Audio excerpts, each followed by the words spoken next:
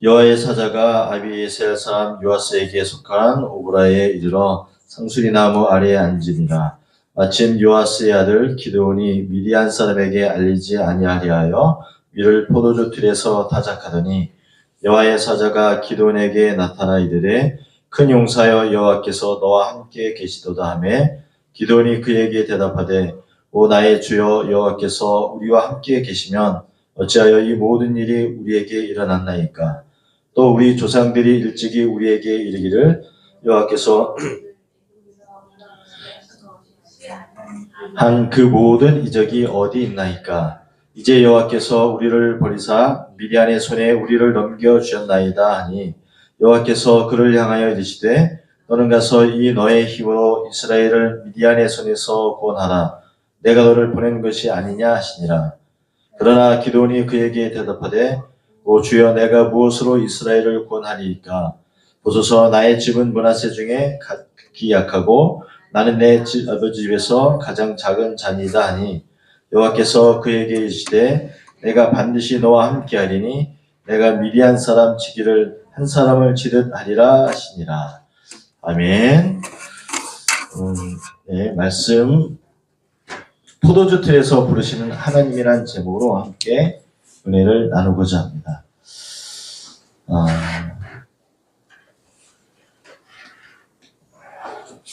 우리가 신앙생활하면서 종종 이런 질문을 좀 이렇게 품는 것 같아요. 하나님이 정말 살아계시다면 왜 믿음으로 살려고 하는 나의 삶에 이렇게 변화가 없을까?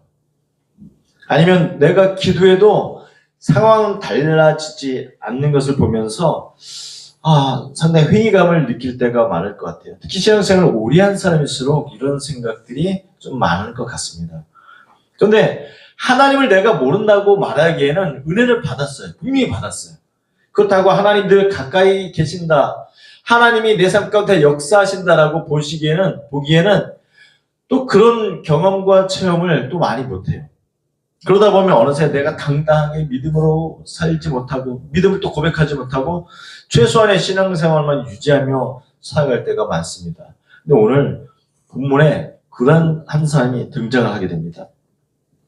오늘 읽은 사사기서는 이스라엘 역사 가운데서 가장 반복적이고 또 답답하기도 하고요. 가장 인간적인 책이 사사기서입니다.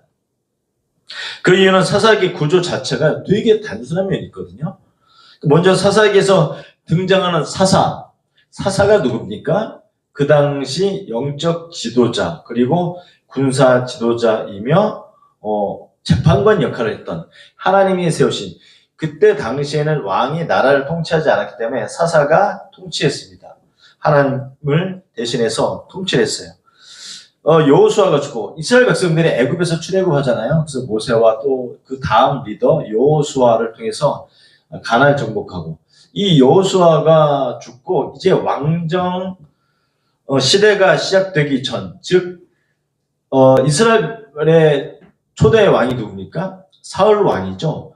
사울 왕이 나라를 통치하기 전, 즉 300에서 350년 정도가 이제 사사 시대인데 사사들이 그때 통치했습니다. 사사는 왕은 아니에요. 그러나 하나님께서 세우신 임시적 지도자입니다. 사사는 백성이요, 하나님을 떠났을 때 또 불순종했을 때 회개하고 하나님께 돌아오게 하는 역할을 했던 게 사사거든요. 또 이스라엘의 주변 민족 블레셋이나 오늘 본문에서 나오는 미디안에게 압제받을 때 하나님께서 세우신 구원자로서 전쟁을 이끌기도 했던 사람들이 바로 사사였습니다.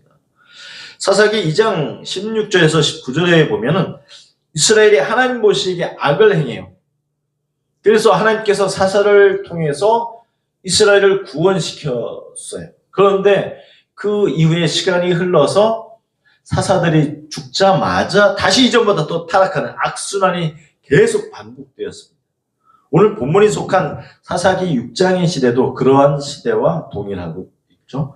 성경은 이렇게 말합니다. 사사기 6장 1절에 이스라엘 자손이 또 여호와의 목전에 악을 행하였으므로 여호와께서 7년 동안 그들을 미디안의 손에 넘겨주시니, 그러니까 이스라엘 자손들이, 백성들이요, 또 계속해서 연거푸 하나님 앞에서 악을 행했다, 죄를 행했다. 그렇기 때문에 하나님께서 7년 동안 미디안의 손에 그들을 넘겨주었다라고 이야기합니다. 이 미디안의 압제가 얼마나 잔혹했는지 설명하는데 사사기 6장 3절부터 6절에 보면요. 미디안과 아말렉 사람들이 이스라엘이 이제 농사를 지으면 씨를 뿌리잖아요.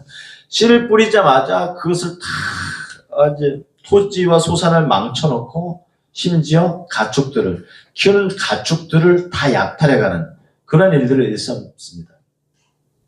사사기 6장 6절에는 이런 말씀이 있죠. 이스라엘이 미디안으로 말미암아 궁핍함이 심한지라. 궁핍함이 심한지라. 이 말은 단순히 그 미디안들이 쳐들어와서 가난했다는 것 이전에 아무리 수고해도 남는 삶이 없어요. 그렇죠. 그런 압제 속에 살으니 자신들이 어떤 자유도 없고 남는 것이 없는 삶. 노력해도 미래가 보이지 않는 상태의 의미를 말하고 있거든요. 이것이 미디안의 압제였고 이것이 그 시대 이스라엘의 일상이었어요. 일상. 이런 상황 속에서 이스라엘 백성들은 더 이상 평지에서 살 수가 없었습니다. 그래서 사사기 6장 2절에 보면 그들이 백성들의 산에서 움막을 짓고 산성을 짓고 그렇게 숨어 다니면서 살았던 것을 말씀하고 있어요. 숨는 삶이 이 일상이 되었고 그 이스라엘 백성들의 이 어떤 정체성을 잃어가고 있는 점점 흐려지는 그런 것을 봅니다. 그때 이 백성들이 하나님께 울부짖죠. 근데 하나님은 백성들의 소리를 들으십니다. 그리고 한 사람을 찾아가세요.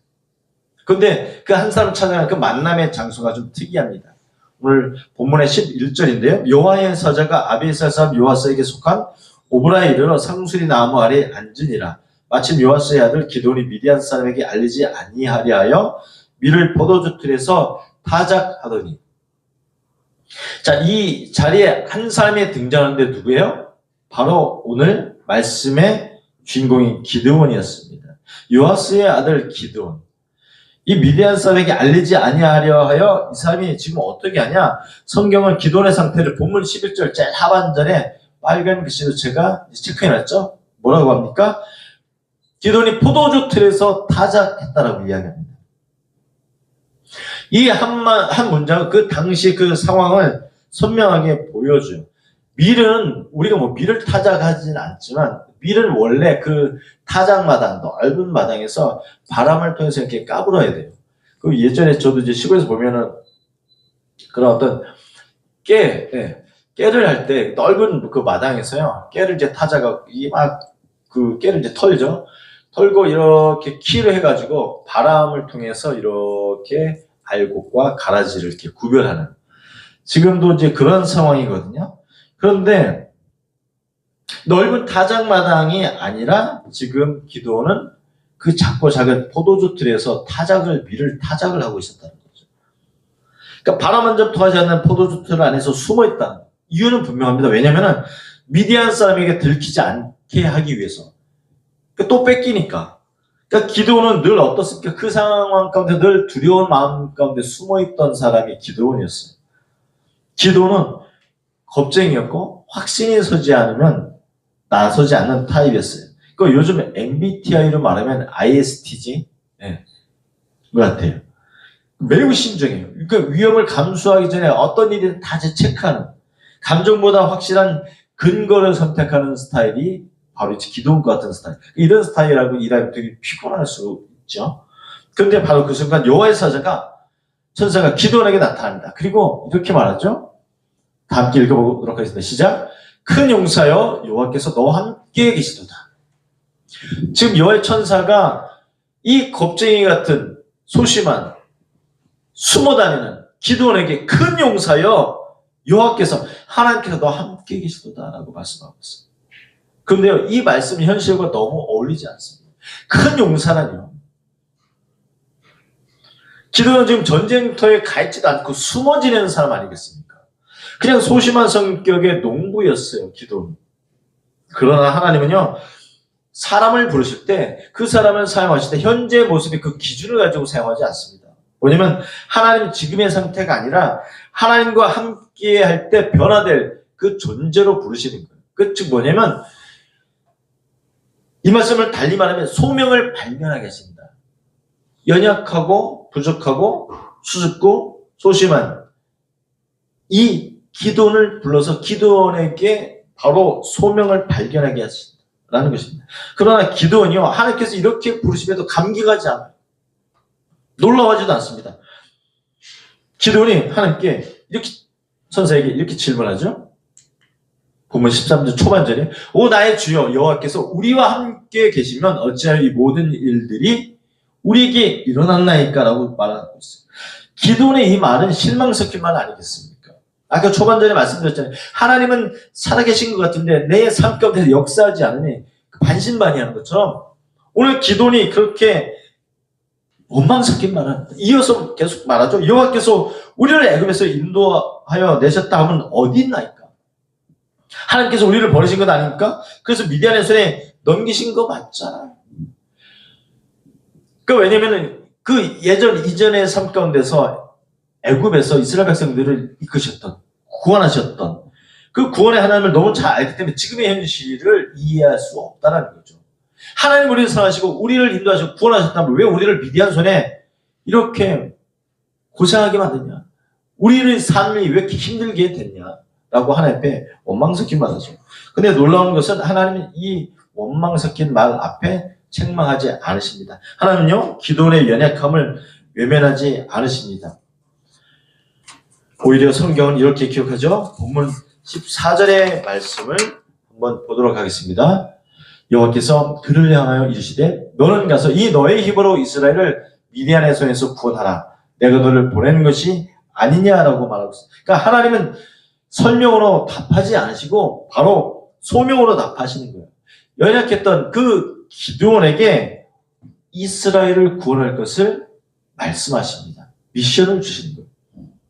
그러나 이 기드온이 또 이어서 또 이렇게 말합니다. 본문 15절의 말씀, 오 주여 내가 무엇으로 이스라엘을 구원하니까? 보소서 나의 집은 므낫세 중에 극히 약하고 나는 내 아버지 집에서 가장 작은 자니이다.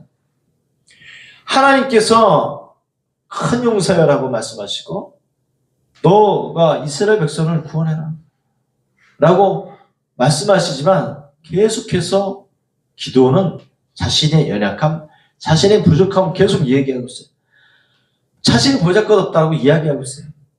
자신은 약하고 자기 아버지 집에서 중에서도 가장 작은 자이다.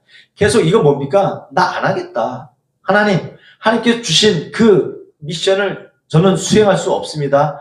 라고 거절하는 것 아니겠습니까? 그러나 하나님은 그 핑계에 대해서 대신 이렇게 말씀해 주세요. 중요하죠? 본문 16절의 말씀, 내가 반드시 너와 함께 하리니 걱정하지 마라. 내가 너와 함께 할 것이야. 라고 하나님께서 기도원에게 말씀하십니다. 근데 이 문장, 이 한 문장이 기도원의 인생을 바꾸고 이스라엘의 역사를 움직이게 했잖아요.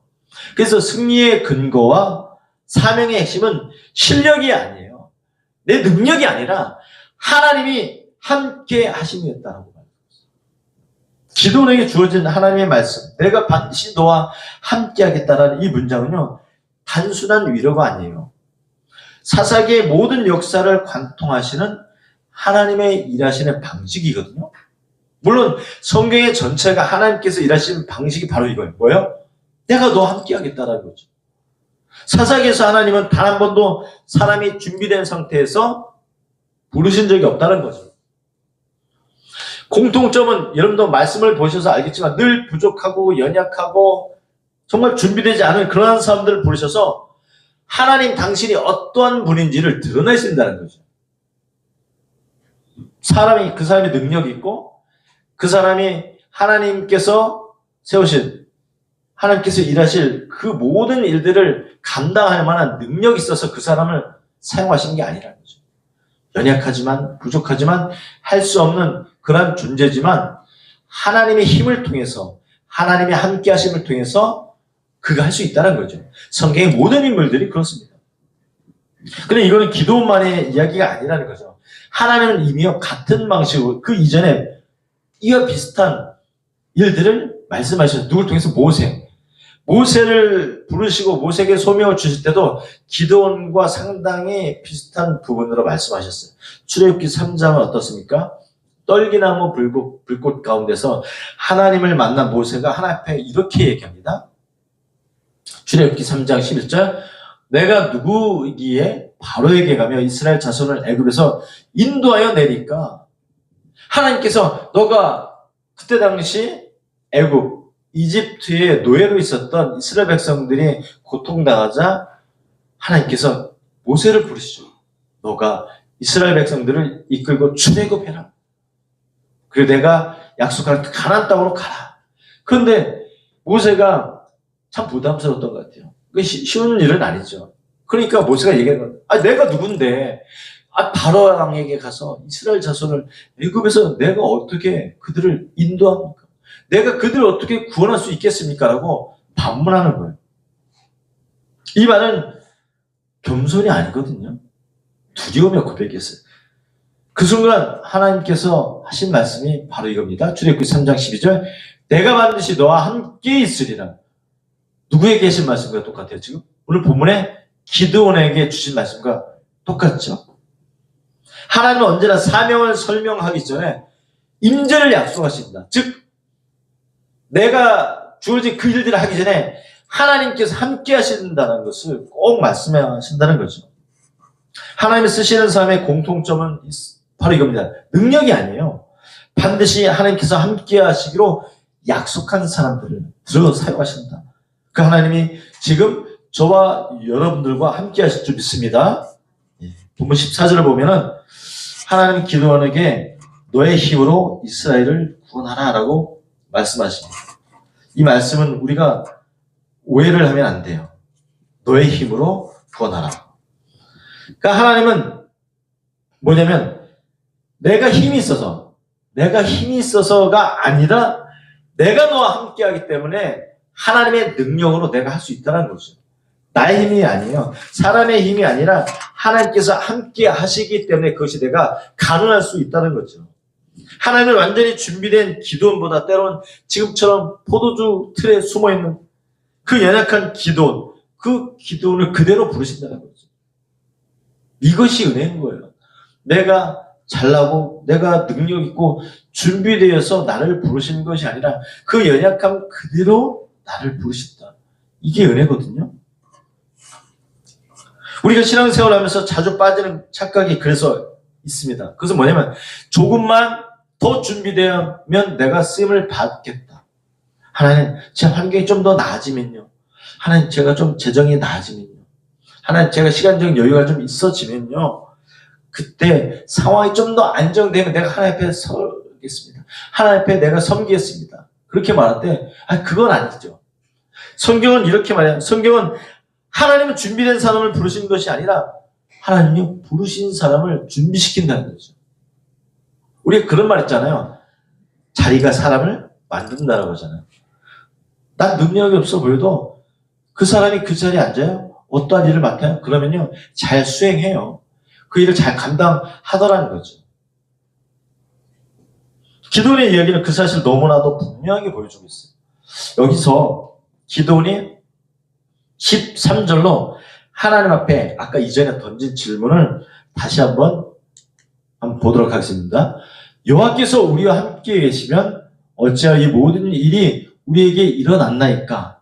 라고 기드온이 반문하는 거 아니겠습니까? 이 말은 뭐예요? 하나님께서 함께 하신다는데 왜 우리가 적들의 공격을 당합니까? 계속.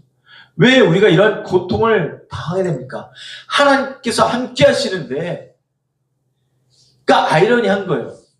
이 질문은 마찬가지로 오늘을 살아가는 우리의 삶의 그 퀘션과 비슷한 것 같아요. 우리도 그런 생각하잖아요. 야, 하나님이 함께 하시면 우리의 삶에 아무 문제가 없어야 되는 거 아니야? 평안해야 되는 거 아니야? 내가 이렇게 기도하고 열심히 신앙생활하고 주일 예배에 한 번도 빠지지 않고 열심히 신앙생활하는데 와 나의 가정은 왜 이렇게 무너지고 나의 재정은 왜 이렇게 무너지고 사람과의 관계가 왜 이렇게 어렵냐. 이런 원망할 때가 너무 많아요. 그러나요? 성경은요. 하나님이 함께 하시는 삶에도 여전히 미디안과 같은 존재가 있을 수 있다고 말하고 있어요. 누구처럼 지금 기도원이 말하는 것처럼.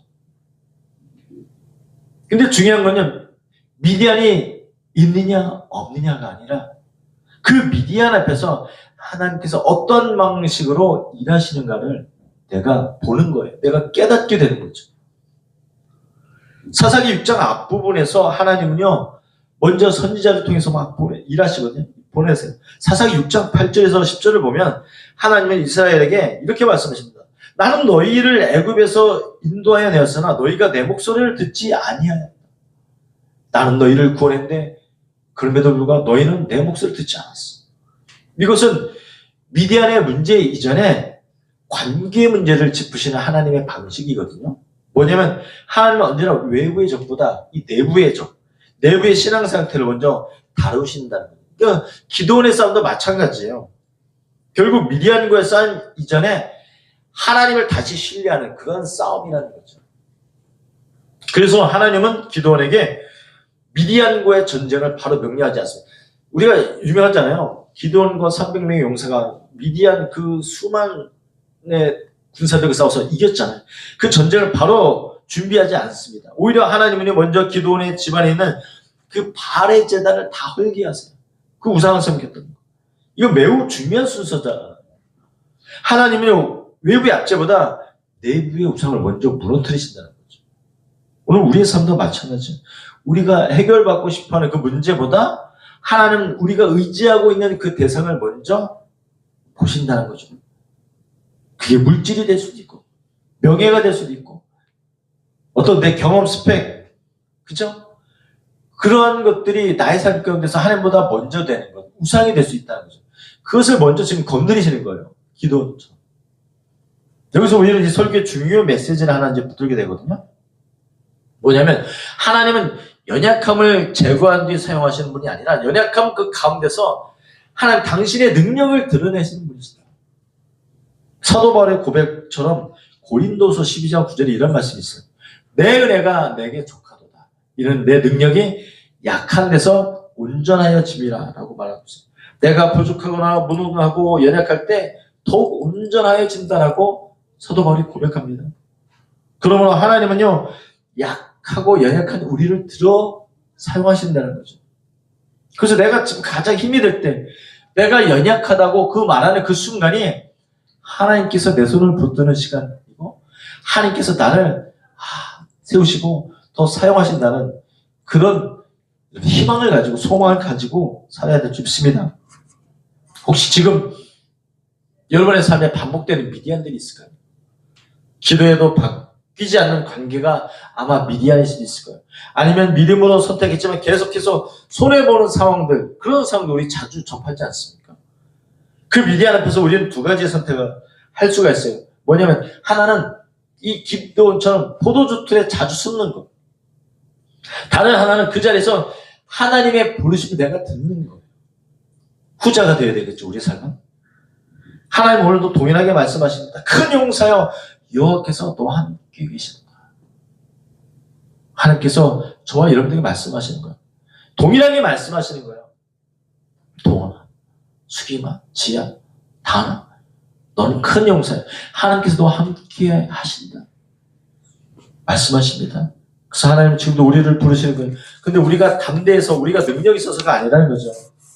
하나님이 함께 하시기 때문에 우리는 하나님 앞에서 큰 용사가 될 수 있다는 거죠.